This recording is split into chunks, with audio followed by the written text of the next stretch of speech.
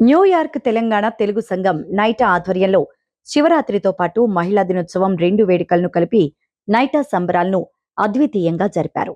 New York, న్యూజెర్సీతో పాటు పరిసర ప్రాంతాల్లో ఉన్న తెలుగువారంతా పెద్ద సంఖ్యలో ఈ వేడుకల్లో పాల్గొన్నారు.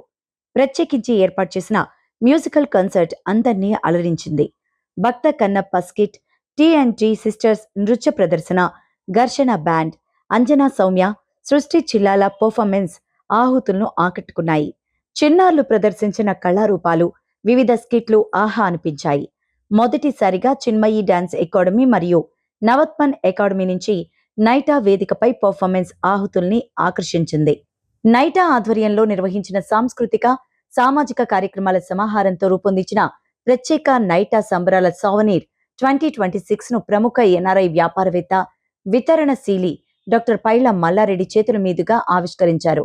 సంస్కృతి సాంప్రదాయాల కలబోతగా న్యూయార్క్ వేదికగా నైటా నిర్వహిస్తున్న కార్యక్రమాలు ప్రశంసిస్తూ ముఖ్యమంత్రి రేవంత్ రెడ్డి, డిప్యూటీ సీఎం బట్టి విక్రమార్క, పలువురు మంత్రులు, న్యూయార్క్ కాన్సులేట్ జనరల్ ప్రత్యేక సందేశాలు పంపించారు. ఈ సందర్భంగా ప్రెసిడెంట్ రవీందర్ కోడెల అందరికీ, కార్యవర్గానికి ధన్యవాదాలు తెలియజేశారు. తెలంగాణ రాష్ట్ర నూతన గవర్నర్గా శివప్రతాప్ శుక్లా ప్రమాణ స్వీకారం చేశారు. గవర్నర్ నివాసం లోక్ భవన్లో హైకోర్టు ప్రధాన న్యాయమూర్తి ఆపరేష్ కుమార్ సింగ్ నూతన గవర్నర్తో ప్రమాణ స్వీకారం చేయించారు. ఈ కార్యక్రమంలో ముఖ్యమంత్రి రేవంత్ రెడ్డితో పాటు పలువురు మంత్రులు, శాసనసభ్యులు, ఉన్నతాధికారులు పాల్గొన్నారు.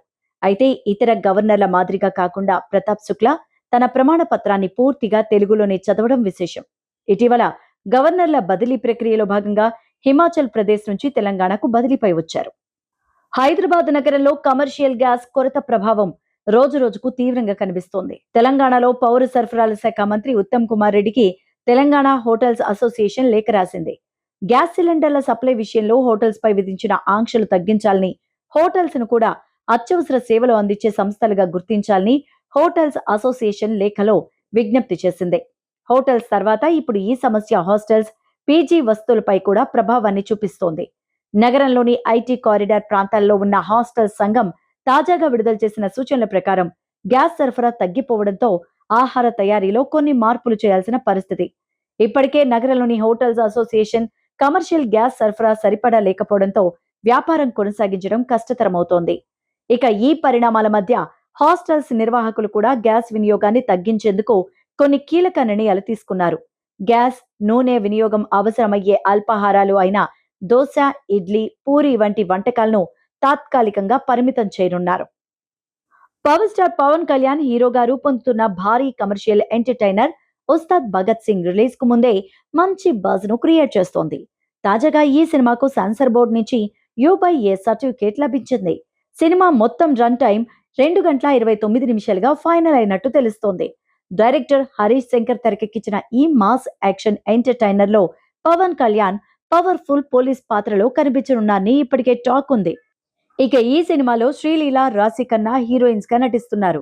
ప్రముఖ నిర్మాణ సంస్థ మైత్రి మూవీ మేకర్స్ ఈ సినిమాను భారీ స్థాయిలో నిర్మిస్తోంది. పవన్ కళ్యాణ్ ఇమేజ్ కు తగ్గట్టుగా పక్కా mass elements, powerful dialogues, high voltage action సన్నివేశాలతో ఈ సినిమా రూపొందిస్తున్నట్టు తెలుస్తోంది. టాలీవుడ్ నటి, నిర్మాత మంచు లక్ష్మి మరోసారి తన వ్యాఖ్యలతో సోషల్ మీడియాలో చర్చలకు దారితీశారు. తెలుగు, ఇంగ్లీష్ మిక్స్ చేసి మాట్లాడే ప్రత్యేక శైలితో ఎప్పుడూ వార్తల్లో నిలిచే ఆమె తాజాగా చేసిన ఒక కామెంట్ నెట్టింట వైరల్ గా మారింది. పుష్ప సినిమాలోని ఫ్లవర్ అనుకున్నావా, ఫైర్ అనే ఫేమస్ డైలాగ్ గురించి ఆమె చేసిన వ్యాఖ్యలు ప్రస్తుతం నెటిజన్ల మధ్య హాట్ టాపిక్ గా మారాయి.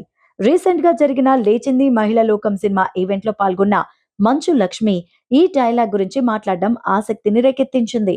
రీసెంట్ గా ఆమె మాట్లాడుతూ, ఫ్లవర్ అనుకున్నావా, ఫైర్ అనేది మొదట నేను చెప్పిన మాటే, కావాలంటే పాత వీడియోలు చూసుకోవచ్చు అని చెప్పడం అక్కడున్న వారిని ఒకంత ఆశ్చర్యానికి గురిచేసింది. ఈ వ్యాఖ్యల తర్వాత సోషల్ మీడియాలో పాత వీడియోలు తిరిగి ట్రెండ్ కావడం మొదలుపెట్టాయి.